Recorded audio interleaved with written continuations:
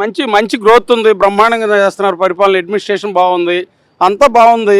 తర్వాత పోలవరం కడతానంటున్నారు, రాజధాని కడతానంటున్నారు, ప్రజలందరూ హ్యాపీగా ఉన్నారు, ల్యాండ్ రేట్స్ పెరిగినాయి, అందరూ హ్యాపీగా ఉన్నారు. Pawan Kalyan good political leader. రెండోది ఏంటంటే వాళ్ళు కంపల్సరీగా పార్టీకి సపోర్ట్ ఉండాలా. అది అసలు పరిపాలన తేడా కాదు, 100% డిఫరెన్స్ ఉంది. ఒక విషయం చెప్పలేము దానికాడకు వచ్చేప్పటికి. మొత్తం పూర్తిగా జీరో స్టూడెంట్కిను బ్రైట్ స్టూడెంట్కి ఉన్నంత గ్యాప్ ఉంది. మోడీ గారు బ్రహ్మాండంగా సపోర్ట్ చేస్తున్నాడు ఈసారి మాత్రం. ఇంకేం డౌటే లేదు, ఇంకొక 2 టర్మ్స్లో మన హైదరాబాద్కి ఈక్వల్ అయిపోద్ది. లాస్ట్ 5 years పరిపాలనే లేదు, ఎలా ఉందే కాదు అసలు పరిపాలనే లేదు. ఇప్పుడు వచ్చింది వాళ్ళు 3 పార్టీలు మంచి కలిసి బాగా చేస్తూ ఉన్నాయి. మా ఫ్రెండ్స్ చాలామంది చెప్తా ఉంటారనమాట, అసలు అమ్ముదామంటే జాగాలు కొనేవాళ్ళు లేడప్పుడు, ఇప్పుడు మాత్రం అట్లా కాదు, పోటీ పడి వస్తున్నారంట. So all the best for Andhra Pradesh. Modi గారు సపోర్ట్ ఇంకా చెప్పక్కర్లేదు, దేశం అంతా పొగుడుతుంది కదా, ఆంధ్ర అని కాదు తెలంగాణ అని కాదు, ప్రపంచమే పొగుడుతుంది కాబట్టి ఇంకా అసలు అది అల్టిమేట్ అంతే. ఏపీ పాలిటిక్స్ గురించి అయితే మనకి ప్రస్తుతం ఐడియా లేదండి, ఇక్కడే ఉంటున్నాం కదా, నేను ఇక్కడ సెటిల్డ్ 25 years నుంచి. ఫ్రెండ్స్ గురించి మనం తెలుసుకొని మీరు చెప్పన్నా. ఏపీ రాజకీయాల్లో అంత బాగానే ఉంది కదా, ప్రభుత్వం మంచి పరిపాలన అందిస్తుంది.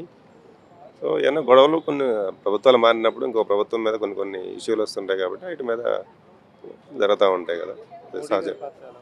మోడీ గారి పరిపాలన బాగుందండి. సో దేశంలో అన్ని రకాలుగా మంచి పరిపాలన అందిస్తారు. స్ట్రాంగ్ లీడర్షిప్ కూడా ఇండియాకి లాస్ట్ 10 yearsలో చూస్తే మంచి స్ట్రాంగ్ లీడర్షిప్ ఉంది కాబట్టి అనుకున్న పనులన్నీ సక్రమంగా అవుతున్నాయి. ప్రపంచ దేశాల నుంచి కూడా మనం వారు సమయంలో కూడా చూశారు కదా మీరు, ఈ వార్లో కూడా ప్రపంచ దేశాల నుంచి అంతా మద్దతు వచ్చిందంటే సో స్ట్రాంగ్ లీడర్షిప్ ఉందన్నట్టు వచ్చింది. సో అట్లా మోడీ గారి నాయకత్వం అయితే ఇండియాలో బాగుంది. సీజ్ ఫైర్ ఎక్కిన తర్వాత కూడా పాకిస్తాన్ వాళ్ళు డ్రోన్లు పంపించి నాటకాలు చేశారు, దాని గురించి అంటే సీజ్ ఫైర్ అంటే అది సడన్గా 3 గంటలకు 2 గంటలకు డిసిషన్ తీసుకున్నారు. అవన్నీ కమ్యూనికేషన్ గ్రౌండ్ లెవెల్లో వెళ్ళేటప్పుడు లేట్ అయ్యి ఉండొచ్చు, బట్ అంత మ్యాసివ్గా ఏం చేయలేదు వాళ్ళు కూడా. ఏదో 1, 2, 3 చిన్న చిన్న ఈవెంట్స్ అది గ్రౌండ్ లెవెల్ రీచ్ కాక జరిగి ఉంటుంది అని అనుకుంటున్నాను. అంతేగాని వాళ్ళ ప్రభుత్వాన్ని వ్యతిరేకించి చేసిన విధానం కాదేమో అని.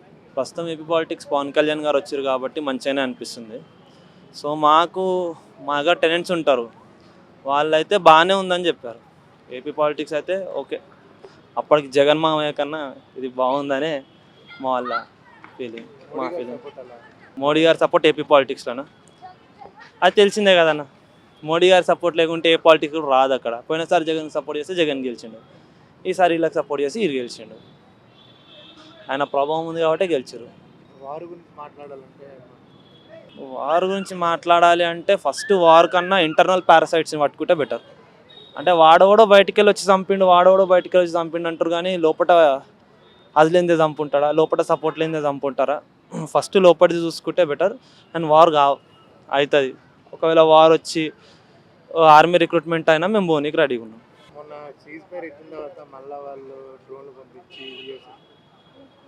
అది వాళ్ళకి తెలియాలి, పాకిస్తాన్ వాళ్ళకి. అది సీజ్ ఫైర్ ఎందుకు చేసారు, మళ్ళీ డ్రోన్లు ఎందుకు పంపిండు, ట్రంప్ మధ్యలో ఎందుకు వచ్చిండు, వాడు ఏం మాట్లాడిండు, వీనికి ఏమనిపించింది.